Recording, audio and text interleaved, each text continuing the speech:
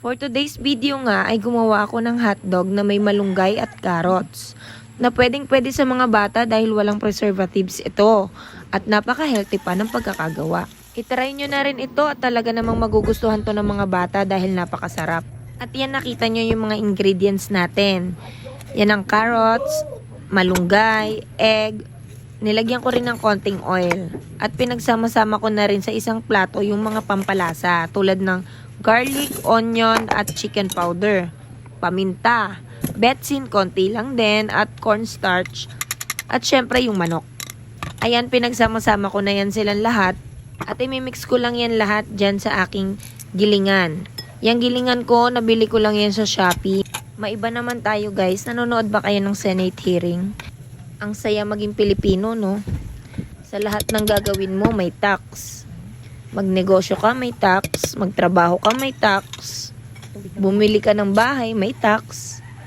Bumili ka ng grocery mo, may tax. Pero saan napupunta? 'Di ba sa bulsa lang nila? Naglalaglaga na sila ngayon. Pero ending niyan, hindi rin nila maibabalik yung pera at kulang na naman yan sa ebidensya. Balik naman tayo dito sa ginagawa kong hotdog.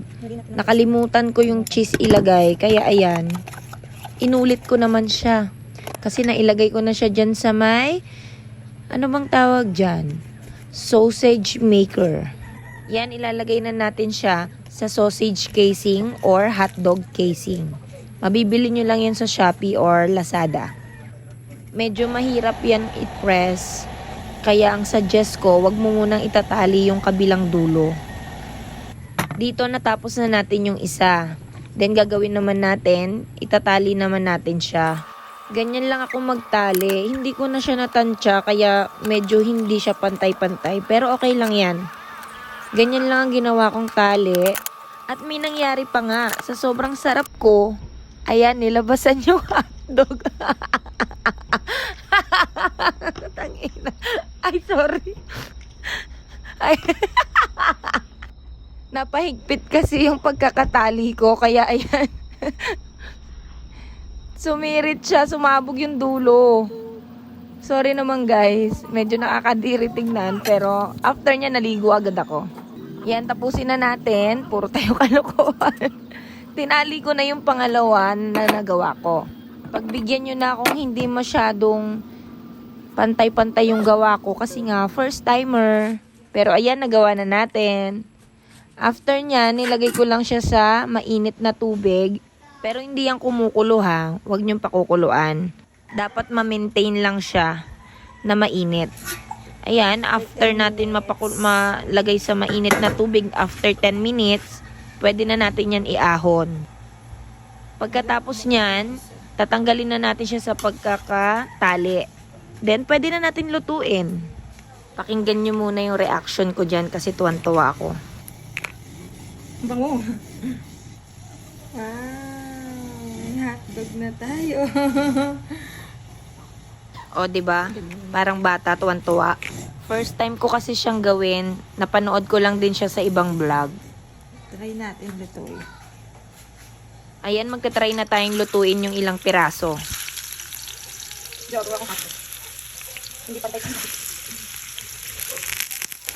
Yung iba, pinlastic ko at ipapaulam ko sa mga bata pag gusto nila ng hotdog. Ayan, i-zoom in naman natin para makita nyo ng maayos. Napaka-cheesy niyan at masarap. Ayan, makakakain na tayo. Tikman na natin. O, diba? Bagong ligo na ako. Sa susunod naman, gagawa naman ako ng longganisa. Mas okay na tayo na lang ang gumawa ng uulamin ng mga bata. Para makasigurado tayo na healthy at malinis ang kanilang kakainin sa araw-araw.